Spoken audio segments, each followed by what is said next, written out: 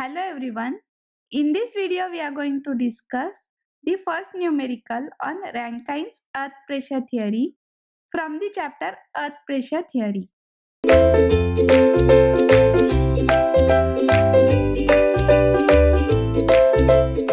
Now for the second case where soil is cohesionless and backfill is inclined, the formula for active earth pressure Pa is given by Ka gamma Z, which is same as first case, but here the value of Ka is equal to cos I minus under root of cos square I minus cos square phi dash divided by cos I plus under root of cos square I minus cos square phi dash into cos I, and the passive earth pressure is given by Kp gamma Z.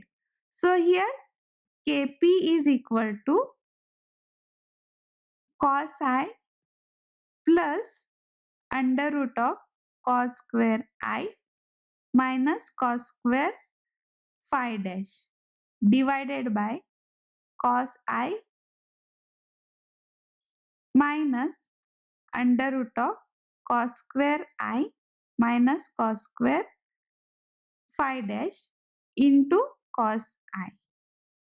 And for the third case, that is soil is cohesive and backfill is horizontal, the active earth pressure Pa is equal to Ka gamma Z minus 2c dash under root of Ka.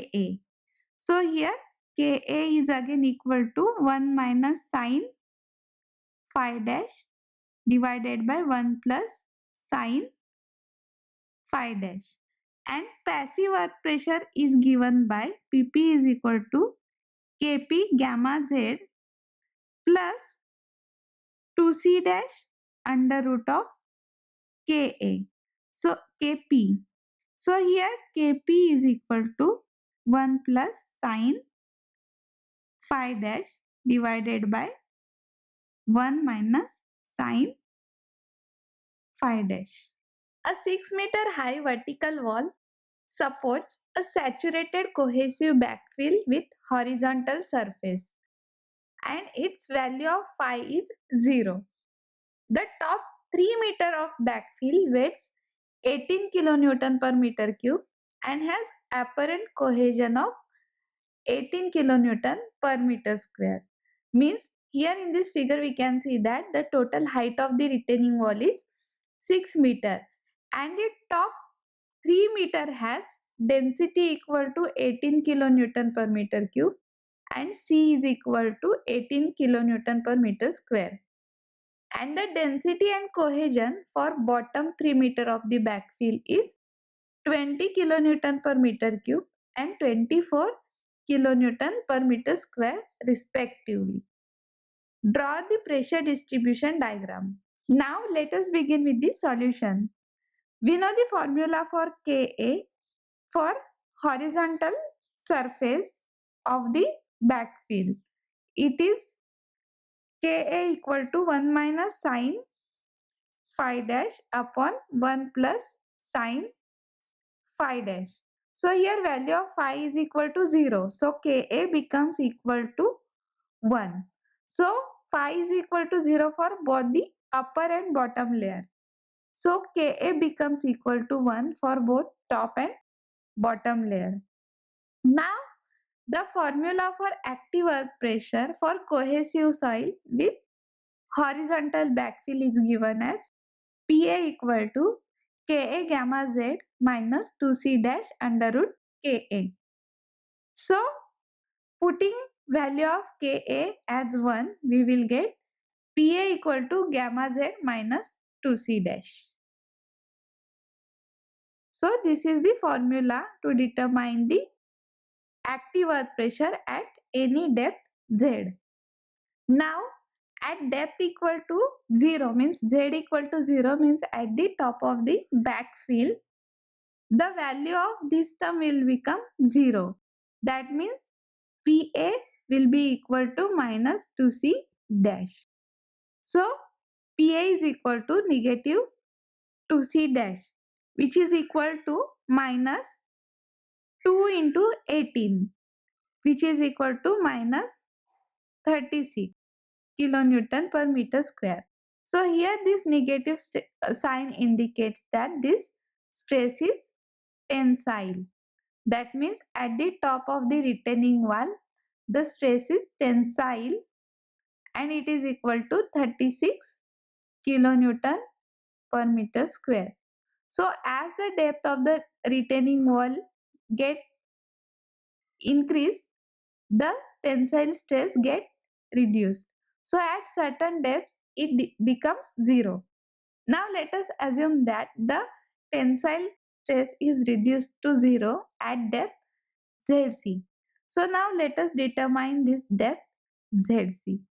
So PA equal to 0 at depth ZC. So putting the value of PA as 0 in this equation, we will get 0 equal to gamma ZC minus 2C dash. So ZC will be equal to 2C dash upon gamma, which is equal to 2 into 18 divided by 18. So gamma is 18, C dash is 18. So ZC becomes equal to 2 meter. That means at the depth of 2 meter, the value of stress is reduced to 0. And after this depth, the stress become compressive. So at depth equal to 3 meter, there is a junction point of the two layers of having different density and having different cohesions. So there will be two stresses acting at this depth. So at depth Z is equal to 3, the stress due to top layer will be equal to PA equal to 18 into 3, which is gamma Z, minus 2 into 18, which is 2C dash. So PA due to top layer will be equal to 18 kilonewton per meter square, and PA due to bottom layer will be equal to 18 into 3 minus 2 into 24. So value of C for the bottom layer is 24. That's why PA for the bottom layer at depth 3 meter will be equal to 6 kilonewton per meter square. Now at depth Z equal to 6 means at the bottom layer of the retaining wall, PA will be equal to gamma Z minus 2C dash.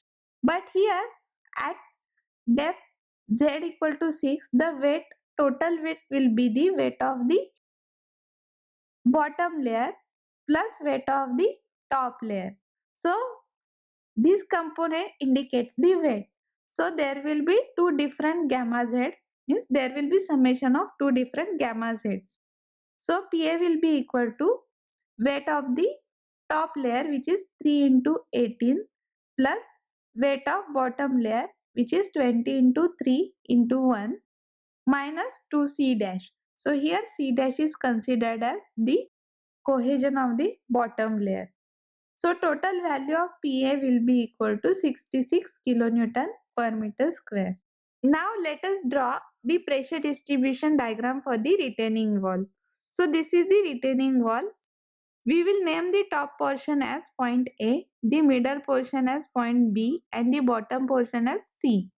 So at the top, when Z is equal to 0, pressure is 36 kilonewton per meter square, which is negative. That means it is tensile.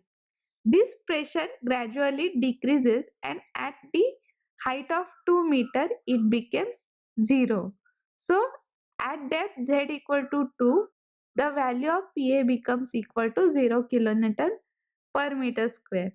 So here this tensile stress becomes 0, and after this point the stress becomes positive, means it becomes compressive. So at point D the stress is 0. Then at depth Z equal to 3, the active pressure due to top layer is 18 kilonewton per meter square. So at depth 3 meter means at point B, the total stress due to top layer is 18 kilonewton per meter square. Now at depth Z equal to 3 means at the same depth, but the active pressure due to bottom layer will be equal to 6 kilonewton per meter square. So the active pressure due to bottom layer is indicated by this point, which is equal to 6 kilonewton per meter square. And at depth Z is equal to 6, the total active pressure is 66 kilonewton per meter square. So here the total pressure is 66 kilonewton per meter square. But we have already plotted 6 kilonewton per meter square. So we will plot another 60 kilonewton per meter square. So this is the pressure distribution diagram for the retaining wall. So the total active pressure acting on this retaining wall is equal to the area of this pressure distribution diagram. So in order to calculate the total active pressure, we will calculate the area. So first we will consider the first triangle. It indicates negative pressure, that means tensile stress. So first we will calculate the total negative pressure, which is equal to area of triangle 1. So P1 is equal to half into base into height.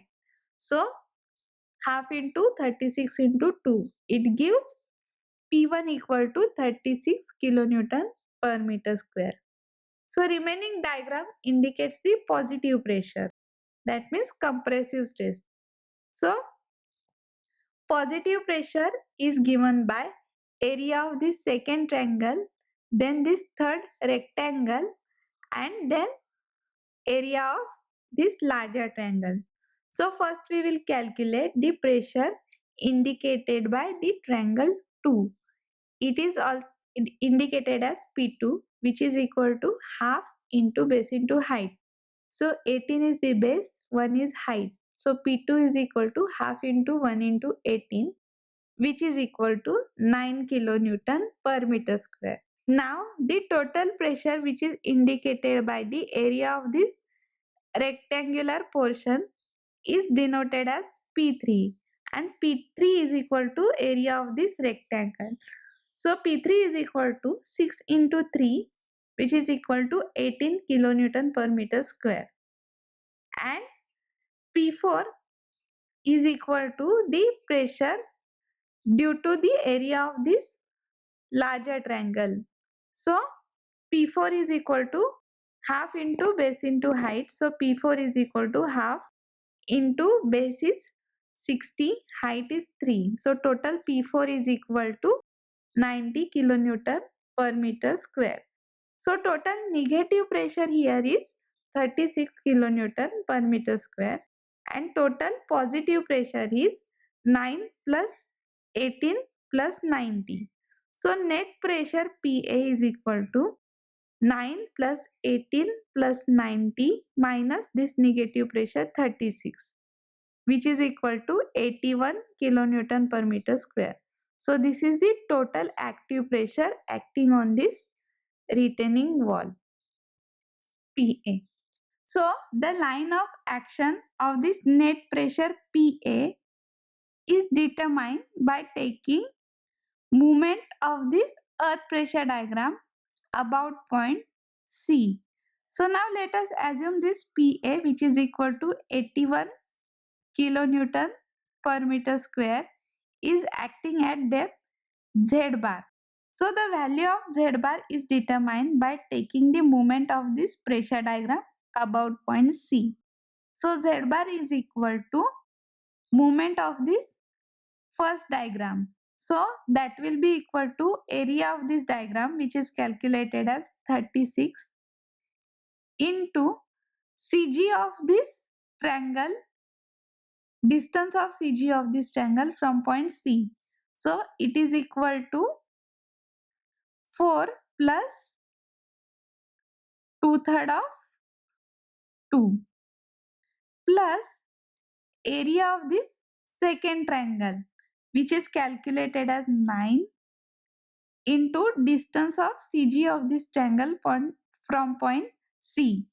It is equal to 3 plus 1/3 of 1 plus area of this rectangular portion. It is calculated as 18 into distance of CG of this rectangle from point C. It is 3/2 plus area of this triangle numbered as 4. It is calculated as 90 into distance of CG of this triangle from point C, which is 2/3 of 1/3 of 3 divided by 81. So Z bar becomes equal to 4.185. So this active pressure PA is acting at a distance of 4.185 from point C. Thank you.